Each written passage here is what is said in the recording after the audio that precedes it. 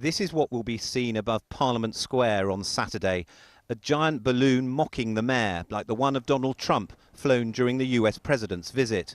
Dressed in a bikini, well, that's a reference to the mayor's previous ban on bus adverts using pictures of scantily dressed women. It's in the basement of a cafe in Northampton that we find the man behind it. Yanni says he was infuriated by the mayor's hostility to Trump when he says he doesn't speak for the nation, and he wouldn't have allowed the Donald Trump balloon. The US president, a great ally of the UK, at such an important time with Brexit and everything, I don't think they should be subjected to that. I think they should be afforded a certain level of respect. But you're saying one of the things you stand for is freedom of speech, freedom of protest. Yes, but the whole point of it was to, I don't think this would have been allowed for Barack Obama, for example. So I think it's selective free speech, and that's what I'm against. Crowdfunding has raised nearly £60,000. The stunt started off as about freedom of expression. But as the merchandise makes clear, it's now become a campaign about knife crime and getting rid of the mayor, from a protester who doesn't live in London. I don't think you have to vote in London to recognise the knife crime in London. Whatever happens in London, it transfers throughout the rest of the UK.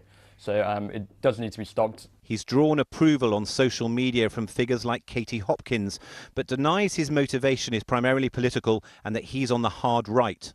Would you accept your politics a right wing? You reach out for support from the hard right on social media. You're pro-Trump. This is nakedly political, isn't it? A political attack on Sadiq Khan. It's not a political attack, no. It's a make London safe again attack. He should be focusing on that. In terms of right wing, I've got no affiliations to anyone right wing.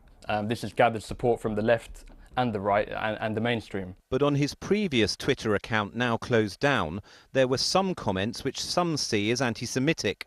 One of them is like an exchange here where you have put a hashtag Jews run the world.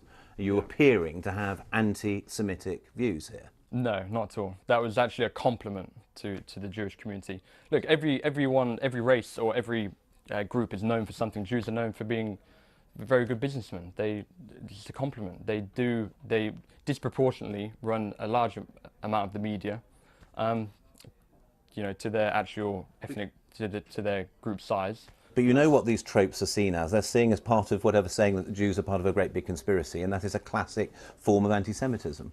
Yeah, there's nothing intended in that at all. So far, at least, the mayor himself is choosing to make light of this. He said if people want to spend their Saturday looking at me in a yellow bikini, then they're welcome to do so. I don't think yellow's my colour, though.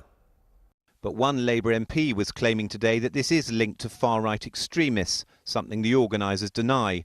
But if they thought, even hoped, that City Hall would ban this balloon, they'd been disappointed. Tim Donovan, BBC London News.